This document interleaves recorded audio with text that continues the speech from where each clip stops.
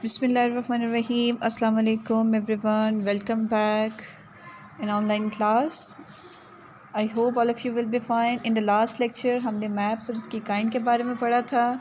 Today we will study about longitude and latitude. अब इन दो concepts को हम detail में पढ़ेंगे और इसको पढ़ने से पहले हम सबसे पहले दुनिया का मैप देखेंगे. इस दुनिया के मैप में आप देख सकते हैं वर्ल्ड मैप, वर्ल्ड व्यू और इसके साथ ही एशिया का भी मैप नीचे दिया गया है. इसको भी आप गौर से देखें. वर्ल्ड में आपको वो ऑरेंज कलर में आपको पाकिस्तान का मैप नज़र आएगा, पाकिस्तान की लोकेशन नज़र आ रही होगी. इसी तरह एशिया में भी आपको देख सकते हैं आप इस मैप में.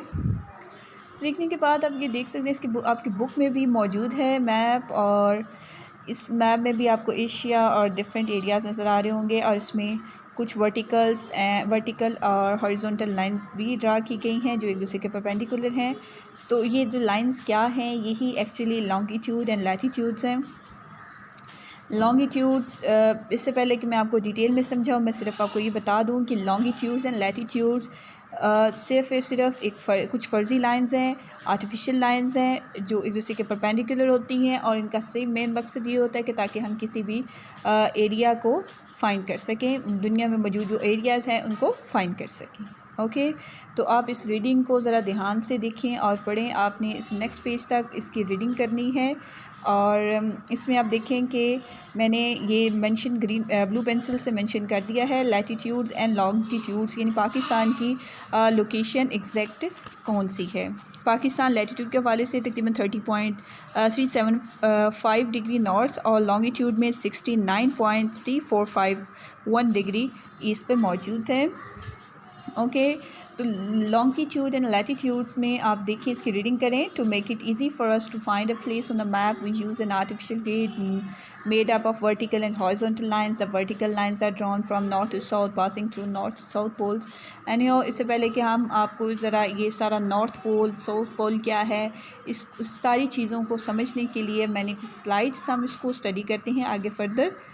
ओके, सबसे पहले हम देखते हैं इसकी कि भाई ये सारी की सारी चीज़ें कहाँ से ओरिजिन हुआ, ये क्या सारे कॉन्सेप्ट्स क्या है. तो इसको डिटेल में हम ज़रा इन स्लाइड्स में अब इसकी देखेंगे. हम देखते हैं कि दुनिया बदलती गई, हालात बदलते गए. दुनिया पहले कुछ और थी, अब यूँ तरक्की होती गई तो दुनिया के हालात बदलते गए. तो इन हालात के पेश नज़र सनती तरक्की होने लगी, इंडस्ट्रियल रेवोल्यूशन आ गया, दुनिया में इनकलाब आ गया. इंडस्ट्रीज़, लोग एक जगह से दूसरी जगह जाने लगे, हिजरतें होने लगी. तो इस वक्त तो मतलब जब ऐसी सूरत हाल जब पैदा हुई कि लोग एक जगह से दूसरी जगह माइग्रेट करने लगे, तो सबसे बड़ा प्रॉब्लम लोगों के लिए जो पैदा हुआ वो हुआ कि भाई वक्त का तयन नहीं हो रहा था. समझ नहीं आती थी कि भाई अमेरिका में रहने वालों के लिए टाइम समझना और एक पाकिस्तान में एशिया में किसी भी इलाके में मौजूद शख्स के लिए टाइम को समझने में दुश्वारी आने लगी कि क्या किया जाए. इस बात को मद्देनज़र रखते हुए तकरीबन 1 अक्टूबर 1884 को अमेरिका के कैपिटल वाशिंगटन में उस वक़्त का जो प्रेसिडेंट था उसका नाम था C.A. आर्थर ने एक मीटिंग बुलाई, और इस मीटिंग का नाम था इंटरनेशनल मेरिडियन कॉन्फ्रेंस. और इस कॉन्फ्रेंस में तकरीबन 26 कंट्रीज़ ने शिरकत की, और ये 26 ममालिक के जितने जोग्राफिया दान थे उन्होंने ये डिसाइड किया कि उन्होंने डिसाइड किया कि ग्लोब बनाया सबसे पहले. और इस ग्लोब में उन्होंने कुछ फ़र्ज़ी लाइंस ड्रा की, ठीक है. और जो फ़र्ज़ी लाइंस ड्रा की जो कि हॉरिजॉन्टल एंड वर्टिकल फॉर्म में आपको इस ग्लोब पे नज़र भी आ रही होंगी. और ये हॉरिजॉन्टल एंड वर्टिकल लाइंस जो थी, इनका यही मकसद था जिसको हम कहते हैं ये लैटिट्यूड्स एंड लॉन्गिट्यूड्स. ये सपोज्ड लाइन थी. और सबसे पहले उन्होंने क्या किया कि अर्थ को 2 हिस्सों में डिवाइड किया. इक्वेटर लाइन ड्रा हुई, इसको इक्वेटर लाइन इसको कहते हैं, और ये जो ये येलो सी लाइन है ये इक्वेटर लाइन है, और इसने ज़मीन को 2 हिस्सों में डिवाइड किया, ठीक है. और इसका तो इससे अब ये जो इक्वेटर लाइन हुई, इसी इक्वेटर लाइन की समत में मज़ीद लाइंस ड्रा की गई. और जो लाइंस ड्रा की गई इसको उन्होंने फ़र्ज़ी लाइन जिसको हम कहते हैं अर्थ लैटिट्यूड्स या अर्थ पर, ठीक है, लैटिट्यूड्स भी कहते हैं इनको. तो इसका जो उसके नॉर्थ साइड पे एरिया है उसको नॉर्दर्न हेमिस्फेयर, जो इसकी जो कह सकते हैं आप साउथ डायरेक्शन में है उसको सदर्न हेमिस्फेयर का नाम दे दिया गया. ओके, तो इस तरह से ये लैटीट्यूड्स लाइंस जो आपको नज़र आ रही हैं यानी इक्वेटर के एक बिल्कुल इक्वल डिस्टेंस, आप याद रखें इनका डिस्टेंस सेम है लेकिन इनकी लेंथ आपको सेम नहीं है। पोल्स पे जाके इनकी लेंथ बिल्कुल छोटी हो जाती है, यानी ये जो उसका नॉर्थ पोल पे जाएगा या साउथ पोल पे जाती है तो इनके दरमियान डिस्टेंस तो तकरीबन सेम रहता है, लेकिन इनका ये जो है और मरकज़ में मौजूद ये जो लैटीट्यूड है ये सबसे लंबा लैटीट्यूड है और इसकी तकरीबन आप कह सकते हैं लंबाई 40,7500 किलोमीटर है। इसको हम इक्वेटर लाइन भी कहते हैं, जैसे हम ओके तो इसके अलावा इसको द ग्रेट सर्कल भी कहते हैं इस लाइन को।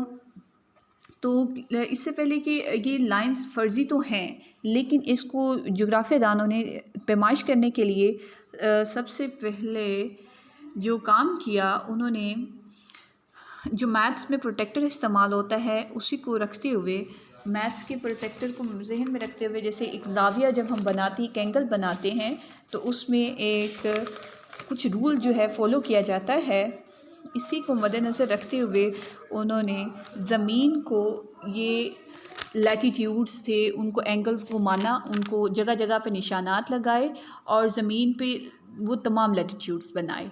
जैसे आप देख सकते हैं कि 10 डिग्री, 20 डिग्री और 30 डिग्री, 40 डिग्री, 50 डिग्री और 70 और 90 डिग्री। इसी तरह से इन्होंने ये नॉर्दर्न हेमिस्फेयर पे बनाए गए और इसी तरह से 90 जो हैं वो लैटीट्यूड्स वो सदर्न हेमिस्फेयर पे बनाए गए। तो टोटल मिला के ये तकरीबन 90 सदर्न हेमिस्फेयर के और 90 नॉर्दर्न हेमिस्फेयर के मिला के और एक इक्वेटर लाइन का जो वो लैटीट्यूड है उसको मिलाकर टोटल हो जाते हैं 181 लैटीट्यूड्स। याद रखें क्लास ज़मीन पर मौजूद जितने भी लैटीट्यूड्स हैं इनका दरमियानी फ़ासला इक्वल है और वो 111 किलोमीटर है और इसके बरक्स जो इसकी लेंथ है वो सेम नहीं होती। मैंने ये बात रिपीट की है आपकी समझ के लिए। जिस तरह ज़मीन जो है उसमें इस हिस्से को हम ये जो याद रखने की कि इक्वेटर लाइन बनाई गई है, इसी तरह से जो है इसकी नॉर्थ डायरेक्शन में इन्होंने इसकी नॉर्थ डायरेक्शन में 23.5 डिग्री के फासले पर मौजूद जो लैटीट्यूड है उसको ट्रॉपिक ऑफ कैंसर कहते हैं। इसी तरह इसकी साउथ डायरेक्शन में 23.5 डिग्री जो लैटीट्यूड है उसको उन्होंने जो उसको क्या नाम दिया, ट्रॉपिक ऑफ कैप्रिकॉर्न का नाम दिया। ओके क्लास, इसी तरह आगे फर्दर चलें तो इसकी नॉर्थ डायरेक्शन पे 66.5 डिग्री पे जो लैटीट्यूड है उसको आर्कटिक सर्कल का नाम दिया गया और इसकी साउथ डायरेक्शन पे 66.5 डिग्री पे इसको अंटार्कटिक सर्कल का नाम दिया गया। ओके, और ये तमाम का तमाम जो ट्रॉपिक ऑफ कैंसर से लेकर ट्रॉपिक ऑफ कैप्रिकॉर्न तक का जो एरिया है उसको जो कहते हैं ट्रॉपिक जोन। ट्रॉपिक जोन की जो खासियत जो है वो ये है कि यहाँ सूरज की शुआएँ जो हैं वो सीधी पड़ती हैं और जिसकी वजह से इसमें आप कह सकते हैं कि ये बारिशें भी ज़्यादा होती हैं और साथ साथ आप कह सकते हैं जंगलात भी इस इलाके में ज़्यादा हैं, गर्म इलाका कहलाता है। एनी हाउ, तो ये जो इस लैटीट्यूड्स की वजह से जो क्लाइमेटिक जोन्स बनते हैं, तो जैसे मैंने आपको ट्रॉपिक ऑफ जोन बताया और इसके साथ ही ये जो नेक्स्ट 23 से 66.5 पे जो बनते हैं ट्रॉपिक ऑफ कैंसर से आर्कटिक सर्कल या ट्रॉपिक ऑफ कैप्रिकॉर्न से अंटार्कटिक सर्कल पे, इस एरिया को हम कहते हैं टेम्परेट जोन। टेम्परेट जोन ऐसे इलाके जहाँ पे सूरज की शुआएँ तिरछी पड़ती हैं और ये इलाका ज़्यादातर सर्द इलाकों में शुमार होता है और इस इलाके में 24 घंटों का दिन और 24 घंटों की रात होती है। और इसके साथ इसमें हाँ ये सर्द इलाका है, मौसम भी इसमें डिफरेंट ही होते हैं, 4 मौसम शायद भी होते हैं। और इसके अलावा आप कह सकते हैं कि जो 66.5 से नेक्स्ट का एरिया है आर्कटिक सर्कल से ऊपर का, और ये 66.5 ये जो साउथ डायरेक्शन पे आपको नज़र आ रहा है, तो इसको फ्रिजिड जोन कहते हैं क्योंकि यहाँ पे 6 माह धूप दिन रहता है और 6 माह रात। और यही वजह है कि यहाँ पे सारा बहुत ज़्यादा ये इलाका बर्फ़ से ढका रहता है और यहाँ पे कम ही लोग आबाद हैं। यहाँ गांव या शहर आबाद ही नहीं है बल्कि। ओके क्लास, तो इसमें हमने कॉन्सेप्ट पढ़ा था, ये पढ़ा है बल्कि ये लैटीट्यूड का। अब हम पढ़ते हैं लॉन्गिट्यूड के बारे में। लॉन्गिट्यूड जो है वो जिस तरह से लैटीट्यूड्स हैं ये वर्टिकल लाइंस हैं इक्वेटर लाइन के, इसी तरह से लॉन्गिट्यूड्स नॉर्थ से साउथ डायरेक्शन पे लाइंस ड्रा की गई हैं। तो वो horizontal lines, horizontal vertical lines हैं, वो हॉरिजॉन्टल लाइंस थी और ये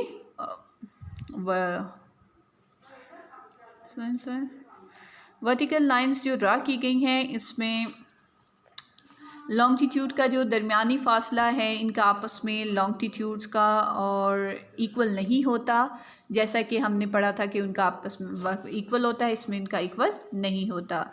ये लॉन्गिट्यूड्स अपने पोल्स पर मिल जाते हैं, यानी पोल्स पर इनके दरमियान कोई फ़ासला नहीं रहता। जैसे कि नॉर्थ पोल है या साउथ पोल है तो इनके आपस में मिल जाते हैं, 90 डिग्री होता है, लेकिन इनका डिस्टेंस 0 होता है। और इनके ज़मीन पर बनाए गए कुल लॉन्गिट्यूड्स की तादाद है 360 डिग्री। 360 डिग्री क्योंकि ज़मीन इस तरह से घूमती है इसलिए तकरीबन ये 360 के करीब हैं। और लंदन शहर से गुज़रने वाला जो लॉन्गिट्यूड है उसको 0 डिग्री मान कर उसको कहते हैं प्राइम मेरिडियन का नाम दिया गया है। अब क्वेश्चन ये आता है कि भाई इस लंदन से गुजरने वाले लॉन्गिट्यूड को ही क्यों प्राइम मेरिडियन का नाम दिया गया है, और वही लाइन क्यों ज़मीन को 2 हिस्सों में डिवाइड करती है, जिसको हम कहते हैं ये, ठीक है। तो ईस्टर्न हेमिस्फेयर भी एक तरफ आता है और इसके साथ ही जो वेस्ट डायरेक्शन में है उसको हम वेस्टर्न हेमिस्फेयर का नाम देते हैं।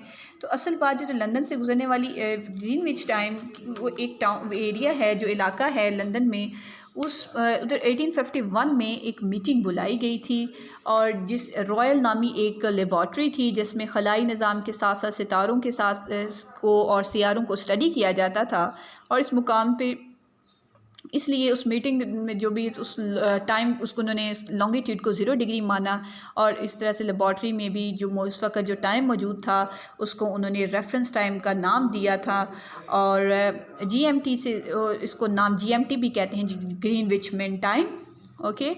और प्राइम मेरिडियन से भी ज़मीन को जो 2 हिस्सों में तकसीम करती है, तो इस तरह से ये प्राइम मेरिडियन की वजह से है कि जो लाइन लंदन से गुज़रती है वो नेक्स्ट जो उससे आगे लाइन है 15 डिग्री के बाद, तो वो 1 घंटे में गुजरती है। तो तकरीबन इस तरह से 360 को अगर 24 इस पर डिवाइड किया जाए तो फिर क्योंकि 24 आवर्स में ज़मीन अपना एक सर्कल मुकम्मल करती है, तो इस तरह से इसको डिवाइड किया जाए तो 15 डिग्री बनता है। तो 15 डिग्री तक का जो डिस्टेंस है वो है 1 घंटे का, ठीक है। तो इसलिए अब ये आगे जो आप याद रखें कि जो लॉन्गिट्यूड 15 डिग्री पे इस तरफ जाएगा, ये ईस्ट डायरेक्शन में हो जाएगा, तो जो भी कंट्री ईस्ट डायरेक्शन में मौजूद होगा तो वो 1 घंटा उसका टाइम आगे होगा। और इसी तरह से जो 30 डिग्री पे होगा उधर 2 o'clock होंगे, और इसी तरह से जो 40 डिग्री पे होगा उसके 3 o'clock टाइम होगा। और इसी तरह जो 75 डिग्री पे कंट्री मौजूद होगा उधर 9:30 का टाइम होगा। इसी तरह जब हम आते हैं ये क्या वेस्टर्न डायरेक्शन पे, तो तकरीबन इसको आप कह सकते हैं कि माइनस आपको घंटा माइनस करना पड़ेगा। तो लंदन में अगर 12 बजे का टाइम है तो वहाँ 11 बजे का टाइम होगा, और 30 डिग्री पे वहाँ 10 बजे का टाइम होगा। एनीहो क्लास, आपने देखा कि ये जो लॉन्गिट्यूड्स हैं एंड लैटीट्यूड्स हैं इनका मेन मकसद यही है कि टाइम का तयन किया जा सके और टाइम को आसानी से हम जस्टिफाई कर सकें। तो यही वजह है कि ये जो जहाज़ उड़ते हैं, हवाई जहाज़ हों या बहरी जहाज़ हों, इन तमाम की मदद से ये लॉन्गिट्यूड और लैटीट्यूड की मदद से अपनी डायरेक्शन का तयन करते हैं।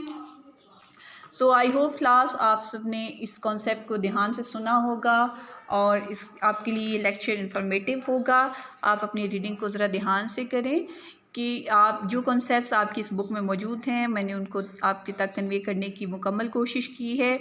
उम्मीद करती हूँ कि आप इसको ध्यान से सुनेंगे और समझने की कोशिश करेंगे। आई होप क्लास, अपना ख्याल रखिएगा। और दुआ में याद रखिएगा। खुदा हाफिज़।